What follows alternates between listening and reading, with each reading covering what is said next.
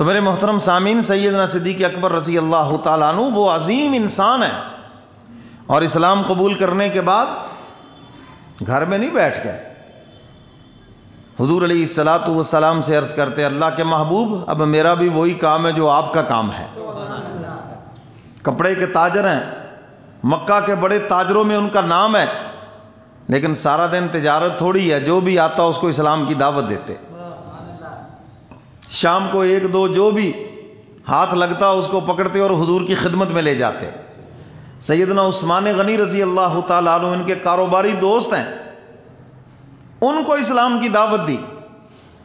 انہوں نے کہا بات تو دل کو لگتی ہے ابو بکر، تمہاری باتیں سمجھ آتی ہیں۔ انہوں نے دیکھا کہ تھوڑی سی زمین نرم ہوئی، ان کا ہاتھ پکڑا اور حضور کی خدمت میں لے گئے۔ ماشاءاللہ۔ سیدنا عثمان غنی رضی اللہ تعالیٰ عنہ مسلمان ہوئے،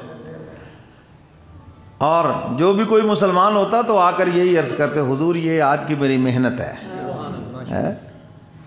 تو سیدنا صدیق اکبر رضی اللہ تعالیٰ عنہ جب 38 مسلمان ہو گئے تو حضور علیہ الصلاۃ والسلام سے عرض کرتے ہیں کہ آج مکے کے چوک میں نہ بات کی جائے، سب کے سامنے آل اعلان۔ حضور ابھی منع فرما رہے ہیں کہ ابو بکر ابھی ہم بہت کمزور ہیں، بہت کمزور ہیں۔ عرض کیا نہیں اللہ کے محبوب آج بات ہونی چاہیے تاکہ بات آگے بڑھے۔ بیت اللہ کے ساتھ کھڑے ہو کر سیدنا صدیق اکبر نے خطبہ دیا اور لوگوں کو اسلام کی دعوت دی۔ کفر یہ کیسے برداشت کر سکتا تھا کہ حضور علیہ الصلاۃ والسلام اور ان کا غلام ابو بکر صدیق آل اعلان اللہ کی توحید کی طرف بلائیں، آل اعلان اسلام کی دعوت دیں، وہ کیسے برداشت کر سکتے تھے؟ ٹوٹ پڑے حضور علیہ الصلاۃ والسلام پر اور سیدنا صدیق اکبر پر، اور کہہ رہے تھے یہ سب کچھ تم نے کیا ہے، تم نے سب کو یہاں اکٹھا کیا۔ تو سیدنا صدیق اکبر رضی اللہ تعالیٰ عنہ کو اتنا مارا، روایات میں آتا ہے کہ بے ہوش ہو گئے، اپنی طرف سے وہ ختم کر گئے۔ والدہ کو پتہ چلا، بھاگتی ہوئی آئیں، حضرت اسماء حضور کی بیٹی ہیں، فرماتی ہیں کہ میں نے جب ابا کے سر پہ ہاتھ پھیرا نا تو سر کے بال اکھڑ کر میرے ہاتھوں میں آ گئے۔ ابا کو اٹھا کے گھر میں لے آئے، خاندان نے اعلان کر دیا اگر ابو بکر اس میں وفات پا گئے تو ہم فلاں فلاں سے انتقام لیں گے، ہم چھوڑیں گے نہیں۔ شام کو سیدنا صدیق اکبر کو جب ہوش آئی تو پہلا جملہ زبان کے اوپر آیا کہ میرے محبوب کا کیا حال ہے۔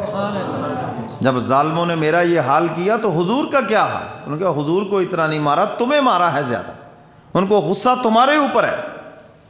کسی چیز کو، کسی پروگرام اور مشن کو مٹانے کا یہی تو طریقہ ہوتا ہے، جو اس کے حواری ہیں ان کو دبایا جائے، ان کو ختم کیا جائے،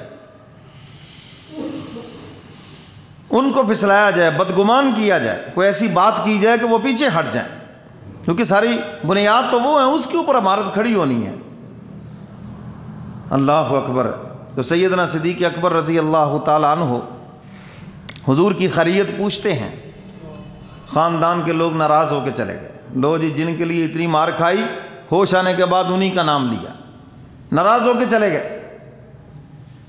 والدہ نے کہا بیٹا دودھ پی لو، تمہارے زخموں کو آرام آ جائے، یہ دودھ گرم کر کے ہم انتظار کر رہے ہیں تمہارے ہوش میں آنے کا۔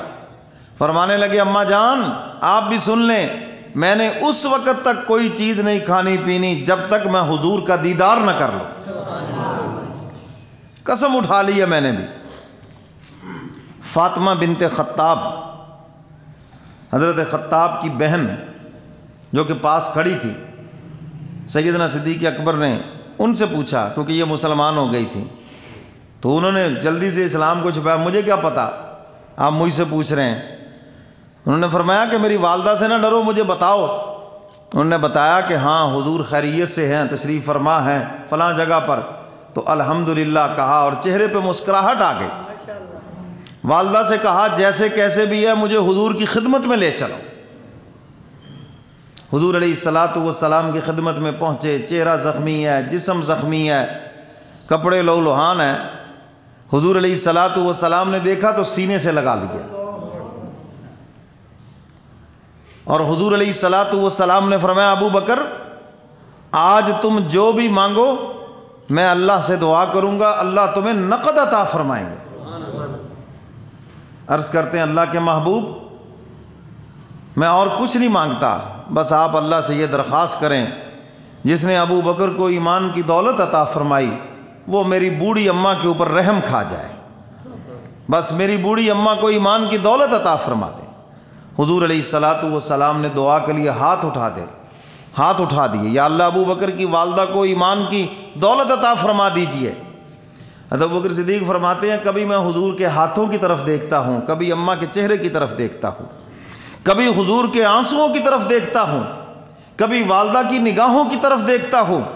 ابھی کملی والے پیغمبر نے دعا مکمل نہیں فرمائی کہ میری اماں پکار اٹھی، اشہد ان لا الہ الا اللہ و اشہد ان محمدًا عبدہ و رسولہ، کلمہ پڑھا مسلمان ہو گئے۔ فرماتے ہیں میں سارا غم بھول گیا، ساری تکلیف بھول گیا۔ ماں نے عرض کیا حضور میں ان کے لیے یہ دودھ گرم کر کے لائی ہوں۔ انہوں نے کہا جب تک حضور کا دیدار نہیں ہوگا میں نے دودھ نہیں پینا۔ حضور علیہ الصلاۃ والسلام نے دودھ پھر اپنے ہاتھوں میں لیا، روایات میں آتا ہے حضور کے دونوں ہاتھوں میں پیالہ ہے، ساری امت دعا کرتی ہے یا اللہ حضور کے ہاتھوں حوض کوثر نصیب فرما، ابو بکر تیری عظمت پہ قربان جاؤں، تجھے تو حضور کے ہاتھوں سے دنیا میں ہی نصیب ہے۔ حضور علیہ الصلاۃ والسلام نے فرمایا ابو بکر پیو۔ سیدنا صدیق اکبر پی رہے ہیں، عرض کرتے ہیں کملی والے پیغمبر آپ کے ہاتھوں میں دو مزے ہو گئے، دودھ کا مزہ اور آپ کے ہاتھوں کا بھی مزہ۔ تو میرے محترم سامعین، سیدنا صدیق اکبر رضی اللہ تعالیٰ عنہ حضور کے اس قدر مزاج آشنا ہے کہ حضور کے مزاج کو سمجھتے ہیں حضور چاہتے کیا ہیں۔ مردوں میں اگر حضور علیہ الصلاۃ والسلام کو کسی نے قریب سے دیکھا وہ سیدنا صدیق اکبر ہیں، اور عورتوں میں اگر کسی نے حضور کو قریب سے دیکھا وہ صدیق کی بیٹی صدیقہ کائنات ہے، اما عائشہ صدیقہ رضی اللہ تعالی عنہا۔